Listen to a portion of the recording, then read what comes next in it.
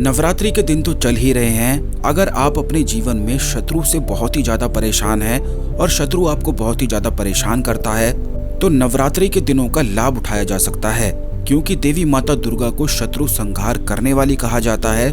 चाहे आपका कितना ही बड़ा शत्रु क्यों ना हो, हर एक प्रकार के शत्रु को हराया जा सकता है। दोस्तों, दुश्मनी एक ऐसी बीमारी है जो जिंदगी का बिल्कुल सत्यानाश करके रख देती है। और आजकल तो काफी सारे लोग अपने जीवन में शत्रुता के कारण बहुत ज्यादा परेशान रहते हैं।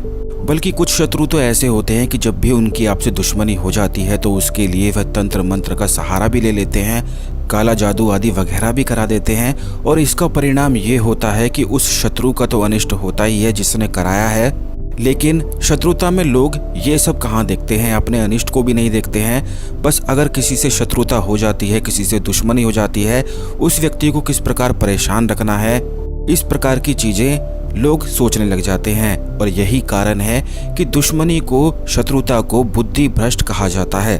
अगर किसी व्यक्ति के मन में शत्रुता आ जाए, दुश्मनी आ जाए, तो उसकी बुद्धि भ्रष्ट होना बिल्कुल तय है।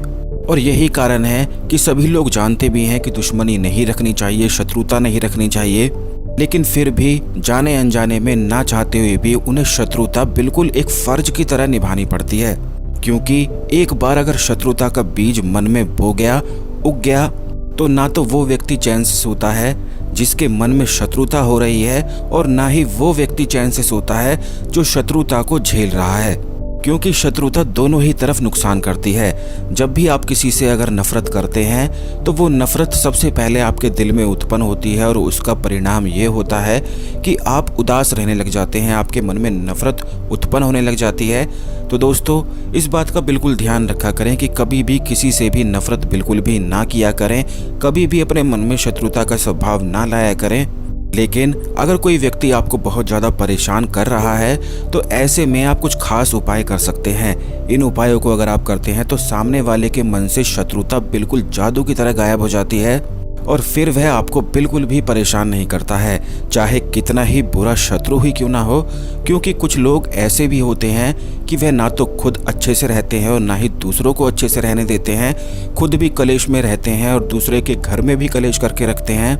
कुछ लोगों का तो काम ही यही हो जाता है, उनका स्वभाव ही यही हो जाता है कि उनके मन में दुश्मनी ही पनपती रहती है। तो ऐसे लोगों से खुद को बचाए रखने के लिए आज के इस वीडियो में खास प्रयोग हम आपको बताएंगे।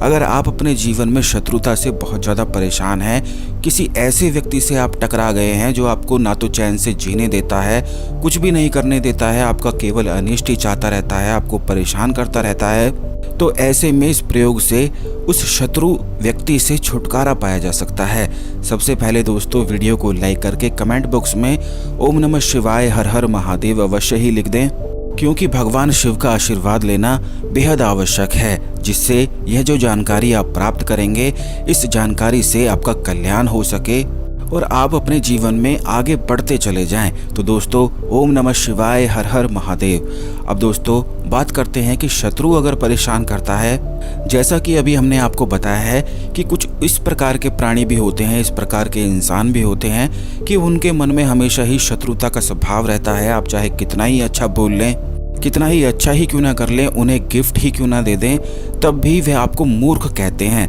वह आपको इस प्रकार कहते हैं कि ये तो बेवकूफ़ है, देखो हमारे लिए क्या गिफ्ट लेकर आया है, ये तो है ही बेवकूफ़ और इसे बिल्कुल भी अकल नहीं आ सकती है। तो इस प्रकार के भी लोग होते हैं कि उनके मन में हमेशा ही नफरत ही रहती है, शत्रुता का स्वभाव ही बना रहता है। तो सबसे पहली बात तो यही है कि ऐसे लोगों से दूर हो जाना ही बिल्कुल अच्छा रहता है, क्योंकि ये लोग अपनी ज़िंदगी को तो बर्बाद कर ही लेते हैं और सामने वाले की भी ज़िंदगी को बर्बाद कर देते हैं। इन्हें कुछ भी ना तो रियलाइज़ होता है, बिल्कुल आँख नाक कान इनके बंद से हो जाते हैं। और यही कारण है कि भगवान कृष्ण ने भी भागवत गीता में यूं कहा है कि क्रोध व्यक्ति को बिल्कुल अंधा बना देता है। और इसका परिणाम ये भी होता है कि अगर वो व्यक्ति शक्तिशाली भी होता है लेकिन अपने मन में नफरत रखता है, द्वेष भावना रखता है, क्रोध को रखता है, तरह तरह के षड्यंत्र को रचता है, तो ऐसे में वो व्यक्ति कितना ही शक्तिशाली क्यों ना हो, उसकी बुद्धि भ्रष्ट होना बिल्कुल तय हो जाती है। जैसे कि उदाहरण के तौर पर रावण का उदाहरण लिया जा सकता है।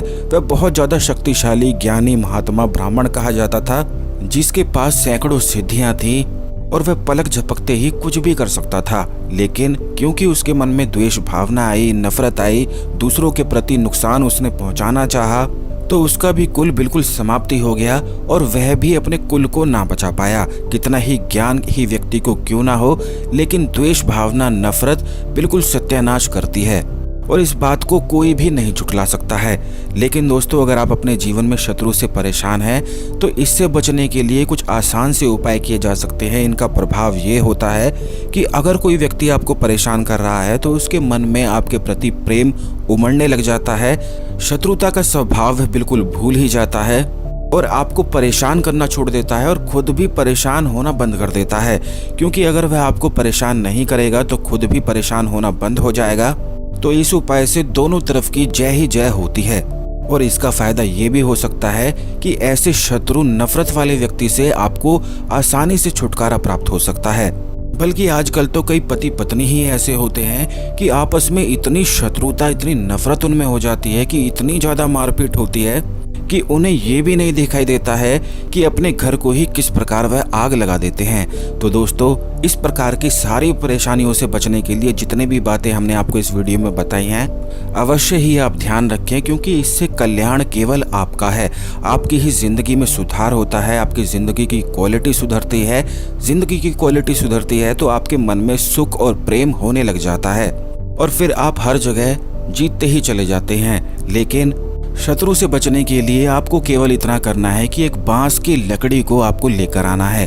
बिल्कुल एक सूखी हुई बांस की लकड़ी अगर आपको प्राप्त हो जाती है, और ये लकड़ी इतनी बड़ी आपको लेनी है जितना बड़ा आपका हाथ है। सीधे हाथ की जो बड़ी वाली उंगली होती है उससे नापकर बिल्कुल हथेली तक जितना बड़ा आपका हाथ है उतनी ही बड़ी आपको बांस की लकड़ी लेनी है।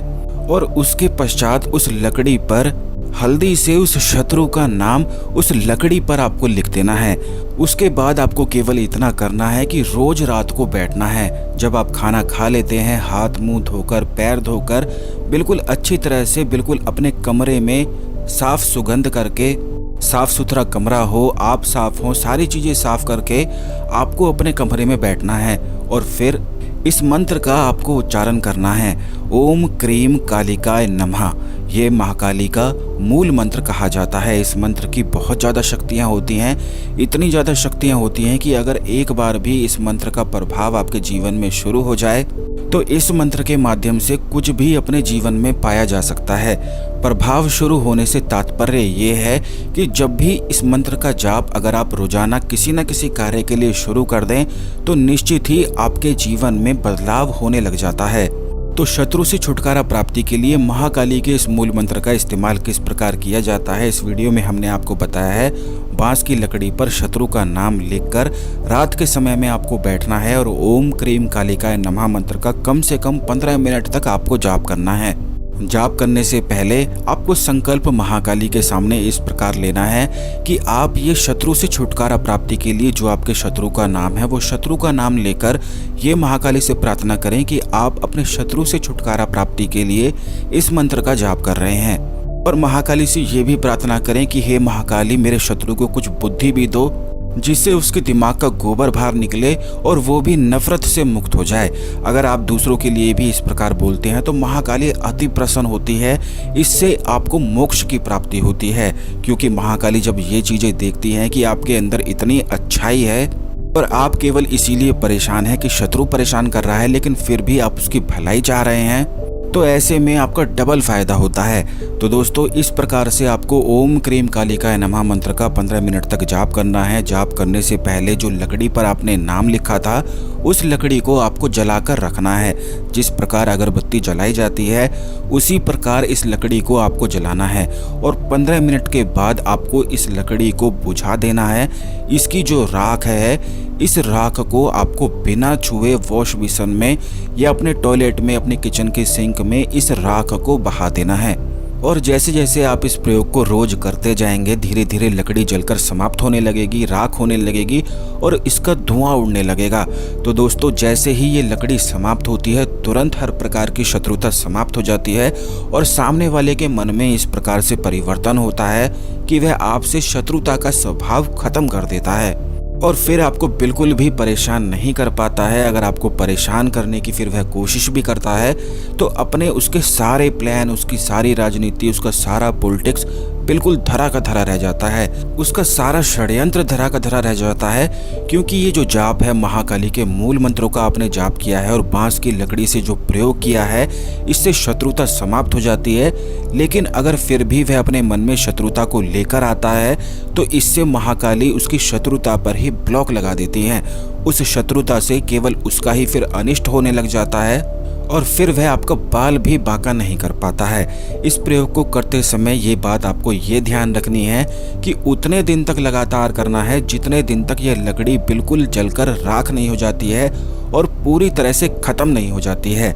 जैसे कि रोज अगर आप इस प्रयोग को करेंगे तो ये आपको ध्यान रखना है कि 15 मिनट तक केवल आपको जाप करना है, लेकिन इस लकड़ी को आपको कम से कम 1 घंटे तक जलते हुए रहने देना है और उस लकड़ी को ही देखते रहना है। जैसे जैसे उसकी राख बनती है ये आप देखते जाएं, या फिर आप कोई और काम भी कर सकते हैं। बस 1 घंटे बाद उस लकड़ी को बुझाकर राख को आप फेंक दें। जैसा कि हमने आपको बताया है कहाँ पर फेंकना है, तो वहीं पर आप फेंक सकते हैं। रोज अगर इस प्रकार करते हैं तो कम से कम 11 दिन में ये लकड़ी समाप्त हो जाती है। और अगर 11 दिन से अधिक भी लगते हैं तो आप जाप कर सकते हैं, लेकिन 11 दिन से अधिक अगर आप नहीं करना चाहते हैं तो उस लकड़ी को 12वें दिन कपूर की सहायता से पूरी तरह से जलाकर राख करके सारी लकड़ी की जो राख है उसे विसर्जित किया जा सकता है, फेंका जा सकता है कहीं भी बाहर, बिना छुए आपको ये सारी चीजें करनी है। अब काफी लोग ये कमेंट में पूछेंगे कि बिना छुए उसे कैसे उठाएं, तो दोस्तों आपको ये भी बता दें कि किसी और चीज की सहायता से, जैसे कि कागज की सहायता से, गत्ते की सहायता से, चम्मच की सहायता से उस राख को उठाकर वॉश बेसिन में फेंक दें। अगर आपके घर के आसपास नदी है तो वहां पर विसर्जित किया जा सकता है, वॉश बेसिन में भी फेंका जा सकता है, कहीं भी आप इसे फेंक सकते हैं। बिना छुए आपको फेंकना है और जिस भी चीज़ का इस्तेमाल करें, जैसे कि कागज का, गत्ते का इस्तेमाल करते हैं, तो उस चीज़ को भी बाद में फेंक दें। अगर ये राख आपके हाथों पर टच भी हो जाती है तो बाद में आप हाथ धो लें, कोई भी परेशानी की बात नहीं है। इस प्रयोग को करने से तुरंत शत्रुता समाप्त हो जाती है। सारी चीज़ें हमने आपको बता दी है, इसमें नियम कोई भी पालन करने की आपको आवश्यकता नहीं है, कुछ भी आप खा सकते हैं। ये प्रयोग बिल्कुल सरलता से हो जाता है और शत्रुता से छुटकारा प्राप्त हो जाता है। तो दोस्तों इस जानकारी को दूसरे लोगों के साथ भी अवश्य शेयर कर दीजिएगा, जिससे सभी लोग इस जानकारी का लाभ उठा सकें और अपने जीवन में आगे बढ़ते चले जाएं और हर प्रकार के शत्रुओं से अपने जीवन को मुक्त करके खुश रह सकें। अगर आप शेयर करते हैं तो इससे आपके भी गुड कर्मास बढ़ते हैं। चैनल को सब्सक्राइब करके अवश्य ही रखिएगा, जिससे इसी प्रकार की खास जानकारी वाले वीडियो आपको हमेशा मिलते रहेंगे। धन्यवाद। ओम नमः शिवाय। हर हर महादेव।